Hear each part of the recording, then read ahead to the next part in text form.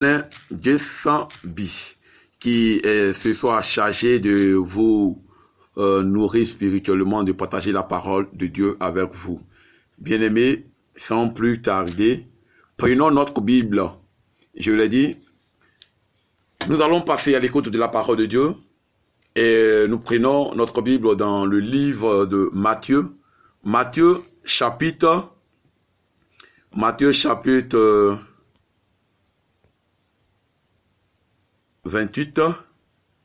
Matthieu chapitre 28. Voilà, si vous avez trouvé, je lis. Matthieu chapitre 28, verset 19. Matthieu chapitre 28. Voilà, Matthieu chapitre 28, verset 19. Je ne serai pas long ce soir. Je vous parlerai brièvement de la part de Dieu. Alors soyez très attentifs parce que tout à l'heure nous allons partir en plein. Voilà, merci. Voilà, donc je disais Matthieu 28, verset 19. Je lis. Allez, faites de toutes les nations des disciples, les baptisant au nom du Père, du Fils et du Saint-Esprit. Au verset 20, et enseignez-leur à observer tout ce que je vous ai prescrit. Voici, je suis avec vous tous les jours jusqu'à la fin du monde. Amen. Il dit, et enseignez-leur à observer tout ce que je vous ai prescrit. Ce que je vous ai prescrit. Et voici, je suis avec vous tous les jours jusqu'à la fin du monde. Amen.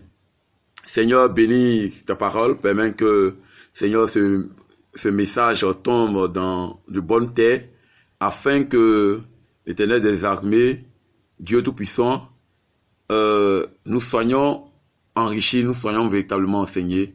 Guide-nous au nom puissant de Jésus. Amen. Bien-aimés, ce soir, je veux attirer ton attention sur un fait. Je veux te dire que si Dieu t'a créé, si Dieu allait te faire sortir de la boue pour te mettre à la table du roi, il t'a fait sortir de la mort pour te donner la vie. Si Dieu t'a fait sortir de la misère pour te mettre dans une situation confortable, c'est pour atteindre un objectif avec toi. Alors Dieu, en Matthieu 28, verset 19 à 20, Dieu te donne une mission. Il te donne une mission. Et cette mission-là, c'est de faire son œuvre, aller partout, aller partout, faire de toutes les nations des disciples. Alors, comme thème ce soir, je veux dire à quelqu'un que ta mission première, c'est le service. Ta mission première, que le Seigneur t'a sauvé pour annoncer sa parole. C'est le thème sur lequel je vais parler ce soir. La mission pour laquelle le Seigneur t'a sauvé, c'est pour annoncer sa parole. Amen. Est-ce que quelqu'un me suit? Je dis, la mission pour laquelle le Seigneur t'a fait sortir, t'a sauvé, le Seigneur t'a allé à la croix pour toi, c'est pour annoncer sa parole. Amen. Aujourd'hui, nombreux sont ceux-là même qui n'ont pas compris cette mission. Oui, nous sommes dans la maison de Dieu. Une fois qu'on rentre dans la maison de Dieu, on veut automatiquement rentrer dans le groupe musical, dans le groupe vocal, à la chorale. On veut faire telle chose. Mais on oublie que notre mission, la mission pour laquelle le Seigneur Jésus nous a sauvés, c'est d'annoncer sa parole. Alors, pourquoi nous devons annoncer la parole de Dieu? Nous devons annoncer la parole de Dieu parce que nous sommes sauvés pour annoncer l'évangile.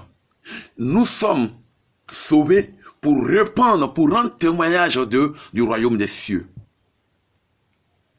Nous devons annoncer l'évangile parce que Nous ne voulons pas voir notre frère qui n'a pas encore accepté Jésus aller en enfer. Amen. Nous devons annoncer l'évangile parce que nous voulons que notre frère, nos parents, notre entourage puissent eux aussi expérimenter la gloire et la puissance de Jésus-Christ. Voici en quelques mots la raison pour laquelle nous devons aller annoncer l'évangile. La raison pour laquelle nous ne devons pas nous asseoir sur ce que nous avons reçu de la part de Jésus-Christ de Nazareth. Nous ne devons pas nous asseoir. Frère, quand quelqu'un, je prends tout un exemple, quand quelqu'un te fait du bien, tu dois être, tu lui es reconnaissant et tu en parles à tes amis.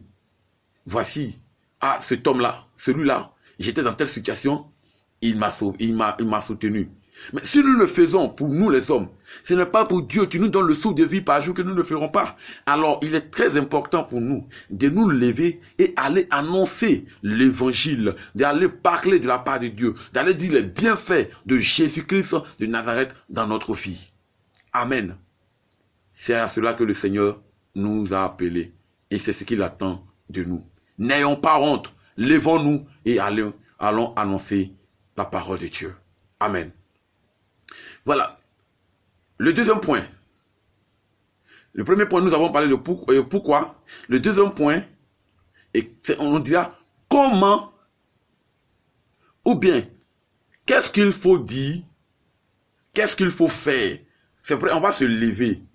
On sait pourquoi on doit aller annoncer l'évangile. Mais arriver sur le terrain, qu'est-ce qu'on doit faire? C'est ça le plus important. Parce qu'il ne s'agit pas d'aller s'arrêter sur le terrain. Il ne s'agit pas de se lever simplement. Mais arriver là-bas, qu'est-ce que tu dois faire?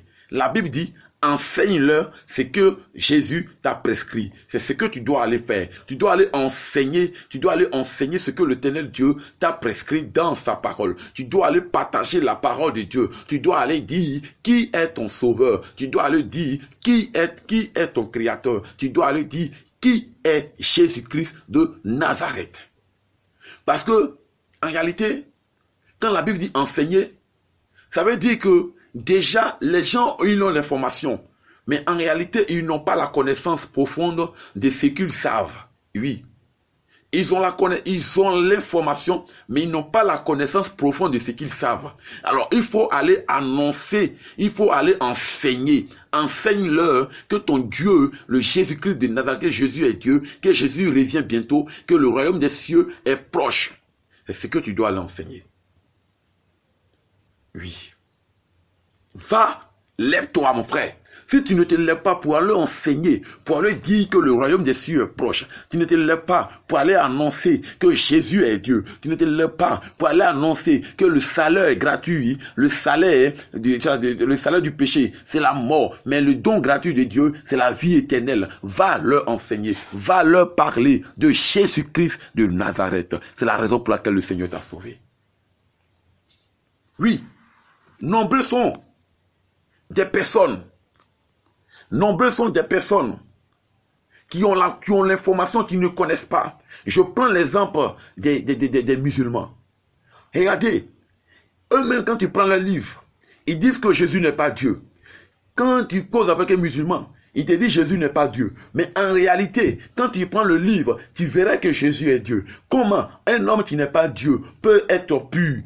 Oui, mon frère. Or, le Coran même dit qu'un homme ne peut pas être pur. Mais Sourate 19, verset 19 dit que Jésus est pur. C'est-à-dire, mon frère, il a la connaissance, mais il ne sait pas. Eux-mêmes, quand ils disent que Jésus, le premier miracle de Jésus, il a soufflé. Il a soufflé, il a fait une boule et il a soufflé dedans. La boule est devenue un oiseau.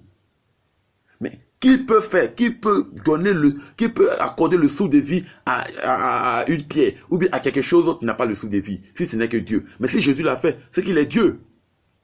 Ils ont la connaissance, ils ont l'information, ils ont l'information, mais ils n'ont pas la connaissance profonde de l'information qu'ils ont.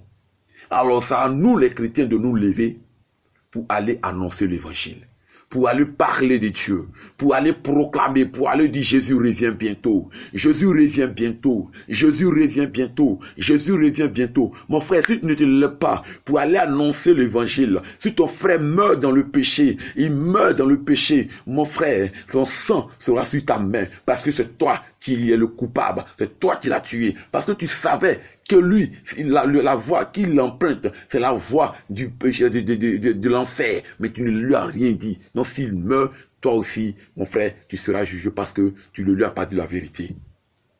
Lèvons-nous et allons annoncer l'évangile. Lèvons-nous et allons annoncer l'évangile. Il dit, allez partout faire de toutes les nations des disciples.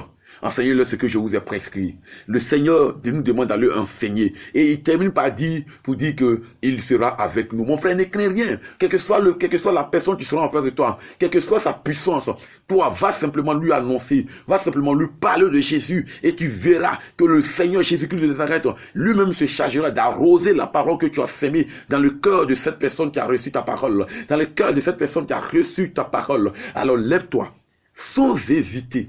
Sans avoir peur, sans regarder à la personne qui est en face de toi, va annoncer l'évangile, car Jésus-Christ de Nazareth, ton Créateur, est avec toi. Il dit, il est avec toi. Si Jésus est avec toi, qui sera contre toi? Si Jésus est avec toi, quel marabout sera contre toi? Si Jésus est avec toi, qui sera contre toi? Mon frère, Jésus t'invite ce soir à annoncer l'évangile. Nous commettons des erreurs. Toujours, c'est nous qui disons, ce n'est pas à moi d'aller annoncer l'évangile. Ce n'est pas à moi, c'est à telle personne, c'est à tel groupe de personnes. Mais laisse-moi te dire ce soir, dans ce verset que nous venons de lire, il n'est pas mentionné que c'est aux évangélistes qui doit partir. La Bible dit, aller. Le verbe aller, ça concerne tout le monde. Ça concerne tout le monde. C'est l'impératif. Ça concerne tout le monde. Aller. Aller, à la deuxième personne, à la deuxième personne du pluriel. Aller, ça concerne tout le monde. Frère, arrêtons de raisonner, arrêtons de dire que c'est telle personne qui est chargée d'aller annoncer l'évangile. Non, nous sommes tous concernés, car Dieu n'a pas accordé des privilèges à d'autres et laissé d'autres. Il nous a sauvés de la même manière. Il nous a enlevés dans la gueule du loup. Il nous a enlevés dans la gueule du lion. Il nous a enlevés dans le péché. Nous tous. Et il nous a mis à la table du roi. Alors, sans hésiter, sans regarder à quelqu'un, lèvons-nous et allons annoncer l'évangile, car c'est à cela que le Seigneur nous a appelés. Mon frère, tu peux chanter, tu peux danser, tu peux tout ce que tu veux, mais sache que ta mission première, la mission pour laquelle le Seigneur t'a sauvé, c'est d'aller parler de lui, afin que l'humanité entende parler de lui et qu'il soit sauvé.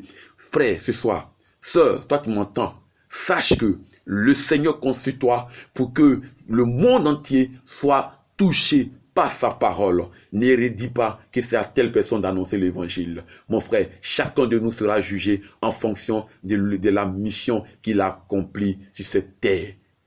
Jésus t'aime. Lève-toi et va annoncer l'évangile. Ne regarde pas à quelqu'un, ne faut pas avoir peur. Et va avec la connaissance que tu as. Avec ce que tu as, l'Esprit de Dieu est avec toi.